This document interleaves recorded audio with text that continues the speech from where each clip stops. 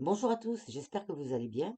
Nous voilà de nouveau ensemble pour un nouveau tuto et cette fois nous allons voir comment concevoir un gabarit thermique pour le pare-brise d'un camping-car. Alors là nous allons travailler sur le camping-car, c'est un Immer, un B614.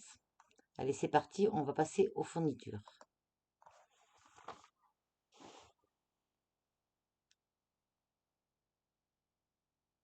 Alors les multicouches,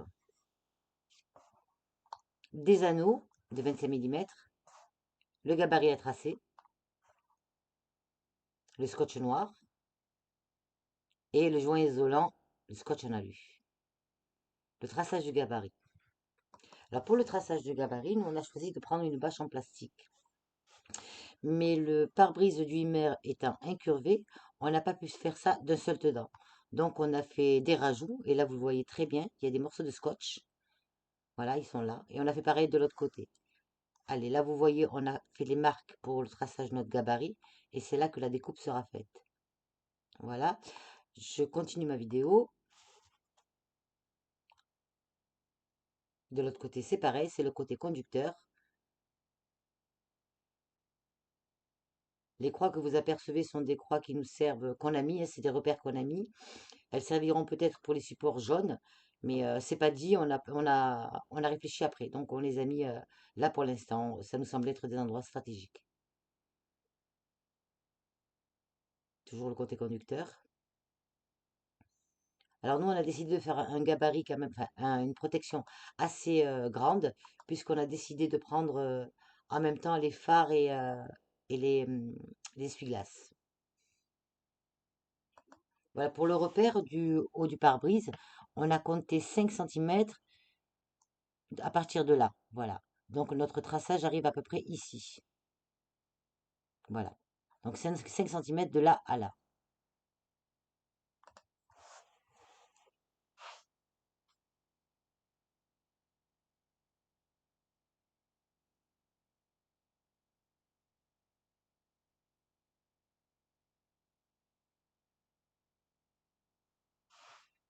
Alors là, vous avez le plan des mesures. Voilà. Alors les pastilles jaunes que vous voyez, c'est les points stratégiques qu'on a trouvés, nous, pour fixer nos attaches, hein. Mais bon, c'est clair que si vous faites que le pare-brise, vous n'aurez pas besoin de tout ça. On a essayé de tout faire, en fait. On a tout englobé. Et là, vous voyez, comme je vous le disais, on est passé, nous, sous les phares, hein, pour tout englober. Je crois que de là à là, il y a une hauteur de 1,80 m, quelque chose comme ça. Les essuie-glaces sont en dessous, hein. Voilà, alors je continue, vous allez voir l'autre côté. Voilà, notre gabarit donc s'arrête ici, c'est la découpe qu'on fera. Et vous voyez des pastilles jaunes, c'est des endroits stratégiques qu'on a choisis nous.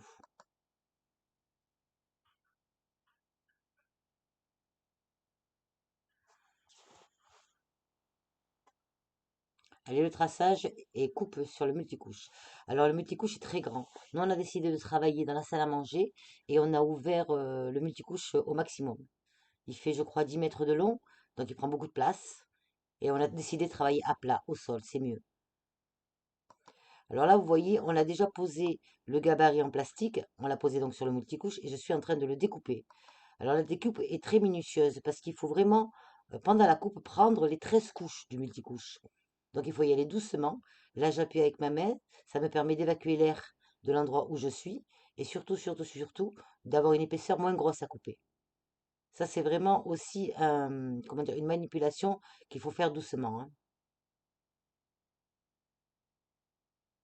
Il faut surtout pas rater une couche, hein.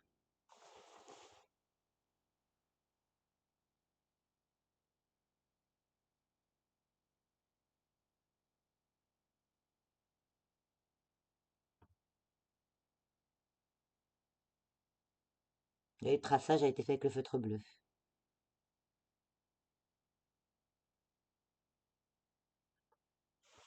Ah bah là, le multicouche le multicouche, pardon, est coupé. Ah, là, il y a notre gabarit en plastique, le multicouche est en dessous. Alors nous, on a rajouté encore une étape. On a décidé, enfin, comme on a vu que le multicouche bougeait beaucoup, donc on a décidé d'agrafer les 13 couches ensemble. Parce qu'elles ne sont pas du tout tenues, hein. Donc on a mis des agrafes à 15 cm l'une de l'autre et on les a fait à 1 cm du bord. Là, je vais vous montrer comment, comment on a procédé. Voilà. Ouais, je vous montrer dans ce coin-là. Elles sont vraiment à 1 centimètre du bord. Voilà. Cette agrafe tient les 13 couches du multicouche.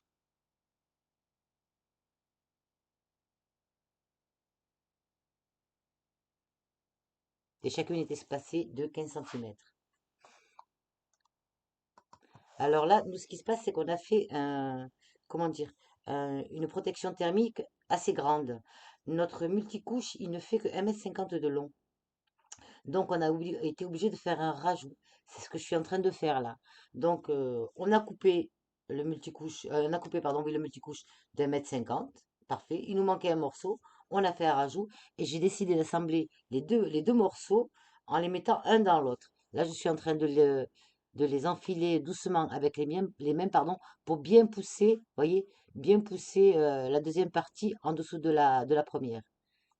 Et là, tout ça va être maintenu. Là, on va maintenir là par un scotch. Fameux scotch en alu. Là, on pose le scotch pour réunir les deux parties. Alors, c'est très difficile, hein. Le scotch est pas facile à manipuler. Il se colle vite, il est fin, il casse vite. Donc, il faut y aller doucement, l'aplatir au mieux. Et surtout, moi, ce que je fais après, ce que j'ai fait après, c'est passer un rouleau à pâtisserie dessus pour évacuer tout l'air qui a pu rester dans le scotch.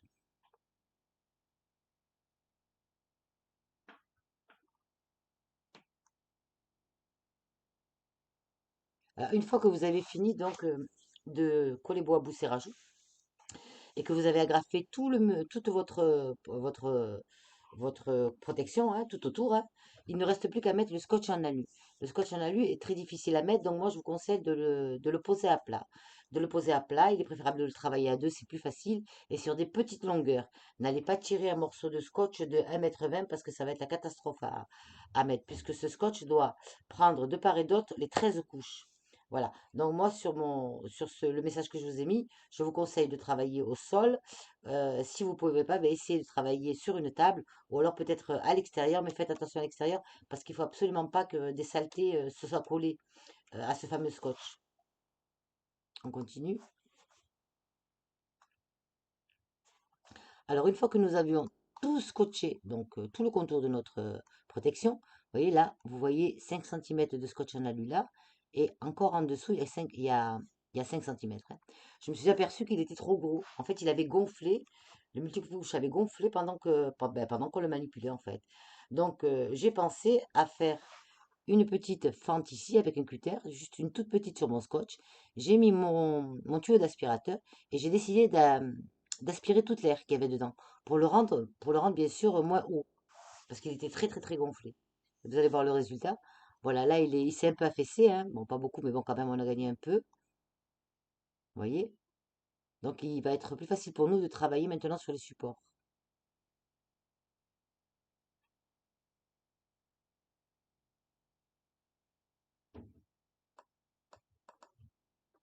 Et là, vous voyez, on a mis des renforts au niveau du scotch en alu, hein.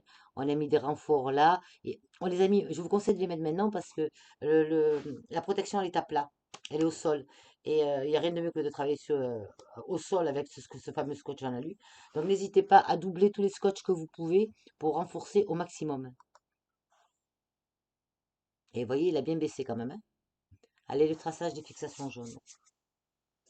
Alors c'est simple, hein, vous décidez de l'endroit où vous voulez mettre vos fixations, vous prenez le gabarit et vous tracez.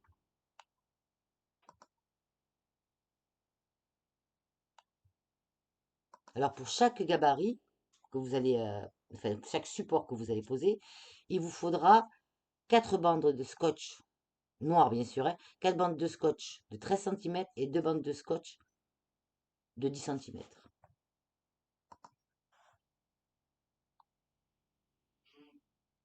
Voilà, les deux de 13 sont posés côte à côte, hein, bien sûr en dessous du gabarit. La quatrième bande de 13 est posée dessus entre les deux, vous voyez, de milieu, et vous écrasez bien le tout avec votre rouleau à pâtisserie. Ensuite, ce que vous faites, c'est que vous fabriquez le scotch qui va tenir l'anneau. Le scotch est à replier, donc la bande de 13 qui reste à quatrième, vous la repliez sur elle-même et vous enfilez l'anneau. Alors, la première chose à faire, c'est, une fois que vous avez enfilé l'anneau, vous mettez la bande avec l'anneau là, le scotch avec l'anneau au milieu, et vous mettez les deux bandes de 10, une d'un côté et une de l'autre. N'hésitez pas à chaque étape, vous écrasez votre travail. Une fois que c'est terminé, vous n'avez plus qu'à recouvrir tout ce qui est noir en fait avec le scotch en alu.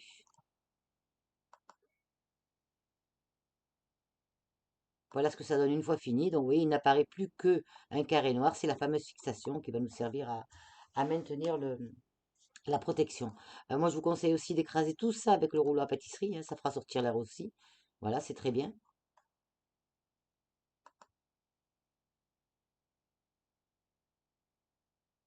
Le résultat,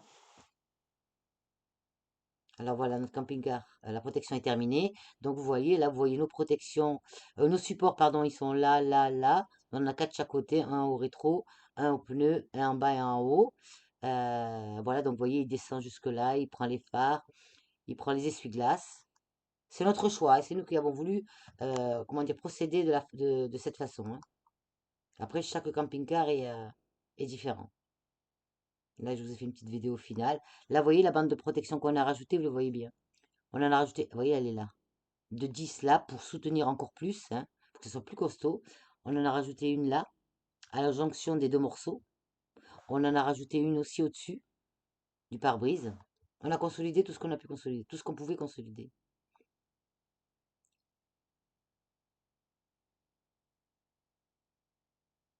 Voilà, là, on fait le tour.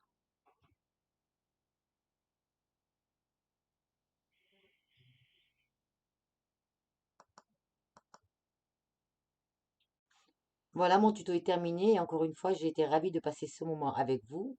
Vous trouverez comme d'habitude tous les liens dans la description.